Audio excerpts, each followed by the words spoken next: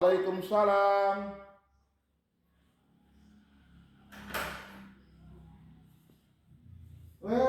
Silakan Mas Yana, ayo. Iya, Silakan. makasih Kak.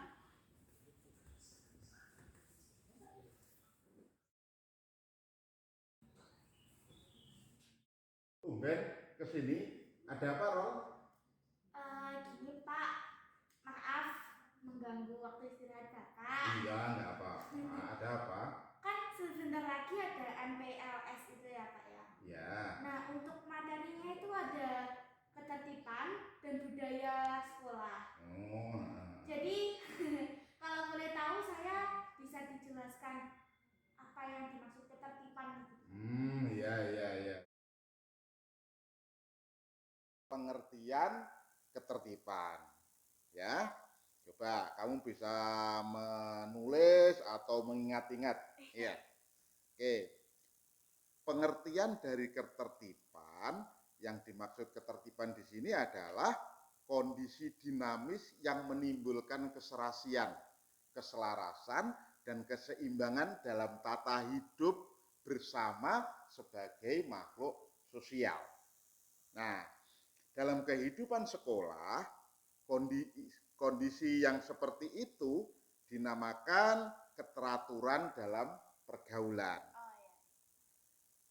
Selain dalam pergaulan, juga dalam penggunaan dan pemeliharaan sarana dan prasarana, penggunaan waktu, pengelolaan administrasi, dan dalam mengatur hubungan antara masyarakat, yang dimaksud masyarakat di sini murid-murid, siswa-siswa, dengan lingkungan yang ada di sekolah, baik guru maupun tata administrasi sekolah. Begitu. Oh iya iya, baik. Kemudian dalam ketertiban ini, Rol, itu nanti dituangkan dalam sebuah aturan yang dinamakan dengan tata tertib peserta didik.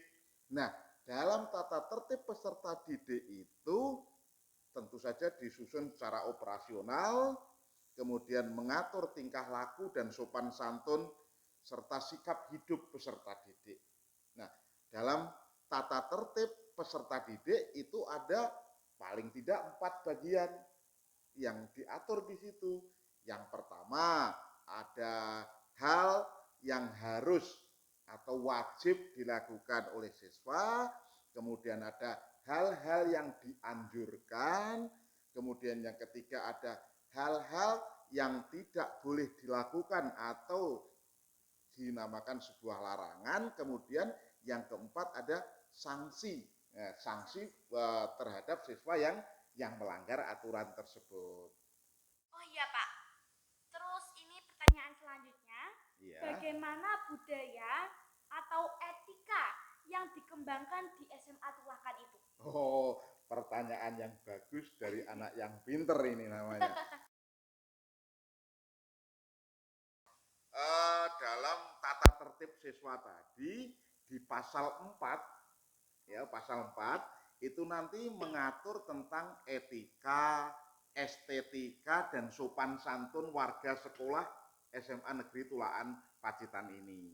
Nah, dalam pasal 4 itu dijelaskan etika, estetika, dan sopan santun yang dikembangkan di SMA Negeri Tulaan Pacitan. Yang pertama, menghormati kepala sekolah, guru, dan semua karyawan SMA Negeri Tulaan Pacitan. Kemudian yang kedua ada bersikap sopan santun. Ini berlaku untuk semua warga sekolah, baik terhadap guru dan lain sebagainya tadi, juga menjunjung tinggi kultur budaya dan adat istiadat masyarakat setempat. Kemudian berikutnya adalah bagi siswa putri. Nah, ini seperti Ya. kamu ya. Bagi siswa putri tidak berdandan secara mencolok. Enggak usah pakai lipstik, enggak usah pakai eyeshadow dan lain sebagainya. Jadi bagi siswa putri tidak berdandan secara mencolok dan tidak mengenakan perhiasan secara berlebihan. Jadi ya cukup ya pakai bedak tipis-tipis, nggak usah pakai lipstik kan, pakai cincin mungkin boleh.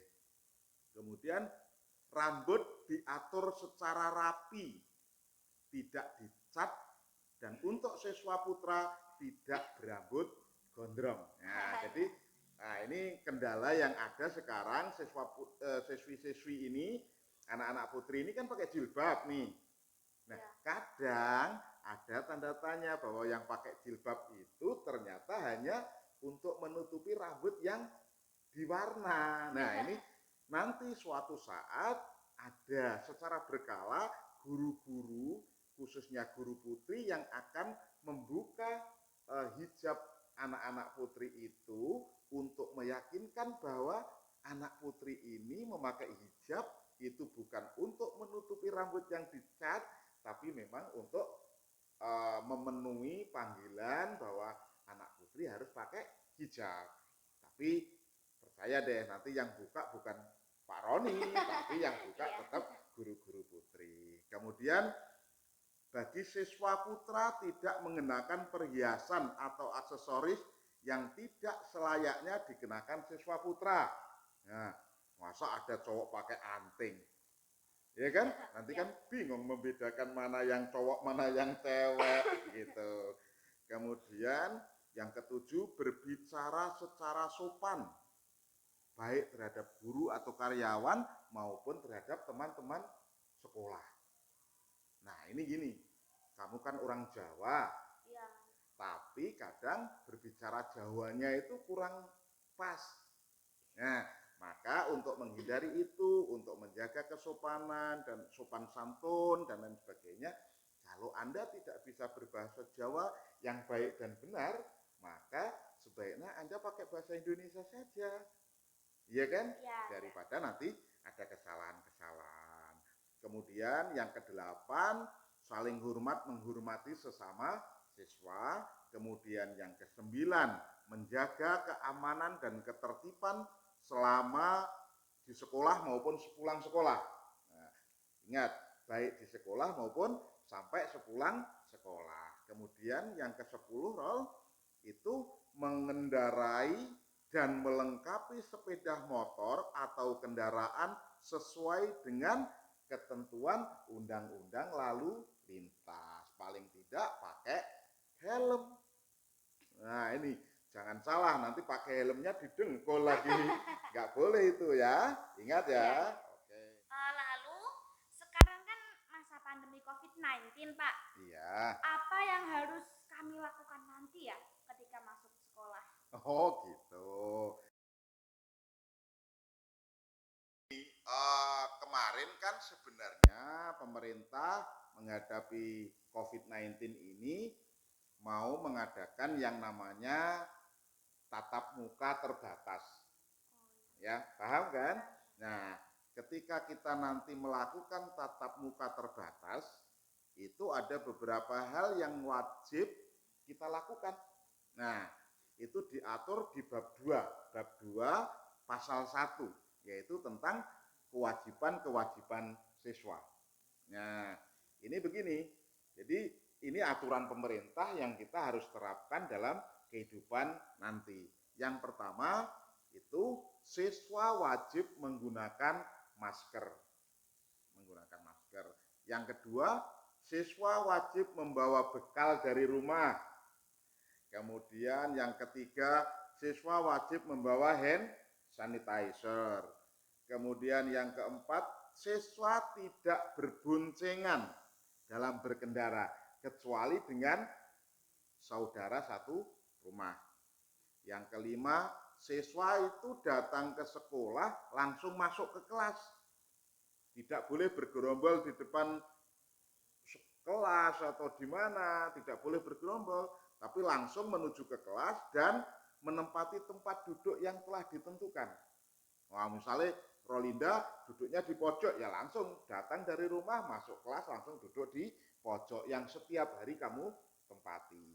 Kemudian setelah selesai pelajaran, itu anak-anak langsung pulang ke rumah masing-masing. Ya, tidak boleh terus shopping di mana, itu tidak boleh. Jadi begitu pulang dari rumah, kamu langsung pulang. Ya, kemudian siswa diharap untuk membawa peralatan atau perlengkapan ibadahnya sendiri-sendiri. Jadi kalau yang shift sore kan ada istilahnya ada sholat di musola. Nah itu mereka harus membawa uh, alat ibadahnya sendiri. Kemudian siswa dilarang saling tukar menukar peralatan. Ya, milih pulpen dan lain sebagainya enggak boleh.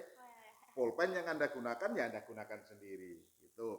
Kemudian selama kegiatan tatap muka terbatas, kantin ditutup ya, enggak boleh jajan, puasa jajan ya. Kemudian 10 menit sebelum jam pertama, masuknya jam 7 nih. Jadi Anda datang 10 menit sebelum jam 7, jam 6.45 itu sudah datang di sekolah, kemudian langsung masuk ke kelas tadi. Nah, keterlambatan hadir, ya, keterlambatan nih, bangkong, ya istilahnya bangkong, maka Anda akan mendapat sanksi. Atau Anda boleh mengikuti pelajaran tetapi harus izin guru praktek dan lain sebagainya. Ini kewajiban. Kalau 1 sampai 10 tadi itu dalam rangka menghadapi pandemi, Rol. Jadi harus pakai masker, pakai hand sanitizer dan lain sebagainya. Tapi untuk mencegah penyebaran pandemi COVID-19. Paham, Rol? Paham. Oke. Lalu ini pertanyaan terakhir, Pak. Ya. Pertanyaannya, kalau tentang seragam, bagaimana, Pak? Seragam. Pakaian seragam sekolah itu sih sebenarnya aturannya hampir sama dengan ketika kamu di SMP. Ya kan? Cuman kalau SMA itu kan masuknya sampai hari Jumat. Ya kan? Kalau di SMP kan sampai hari Sabtu. Begini, yang pertama mengenakan pakaian seragam OSIS yang ada gambarnya OSIS tuh di sini itu setiap hari Senin, Selasa. Kemudian juga hari-hari besar yang lain. Kalau kamu mau upacara bendera maka Anda harus pakai pakaian seragam yang itu. Kemudian ada pakaian batik itu dipakai setiap hari Rabu dan Kamis. Batik yang dari Jawa Timur yang berwarna biru ya.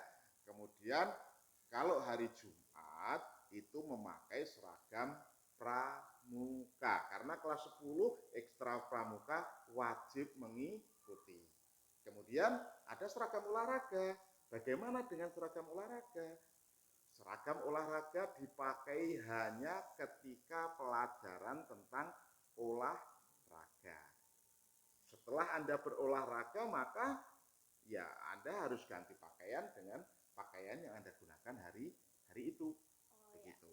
Kemudian sepatunya hitam yang bertali, bukan hitam yang blusuan. Ya. Kemudian ini mengenakan ikat pinggang, jangan pakai rafia, nanti pakai rafia, pakai ikat pinggang, hitam ikat pinggangnya. Kemudian pakaian seragam serta atribut sesuai dengan ketentuan atau model yang ditetapkan oleh sekolah. Seperti apa? Nah, siswa itu berarti siswa putra, celananya tidak gombyong. Yang lebar bagian bawah itu atau yang pensil itu yang bawah kecil itu tidak boleh. Jadi yang standar saja. Kemudian siswi anak-anak putri itu roknya panjang, bukan rok yang di atas lutut tapi roknya panjang. Baik yang pakai hijab atau tidak, roknya tetap harus panjang dan pakaiannya harus disetrika yang rapi, bersih biar kelihatan cantik, biar kelihatan ganteng. Ya. Kemudian baju ini bagian bawah ini dimasukkan ke dalam celana atau rok. Diikat pakai ikat pinggang. Kemudian kalau mau upacara juga jangan lupa pakai topi SMA itu, topi OSIS namanya yang pakai biru itu. Nah, begini Rol, ini nanti ketika MPLS, maka pembelajaran tentang ini semua ada di link.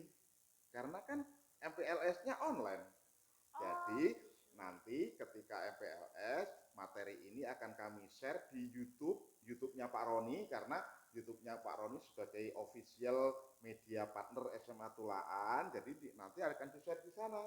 Lalu di bawahnya ada link, di description itu ada linknya, kalian klik di situ maka akan menemukan semua aturan yang ada, tata tertib, etika, sopan santun, kemudian larangan dan sanksi-sanksi yang akan Anda terima ketika Anda melanggar peraturan tersebut.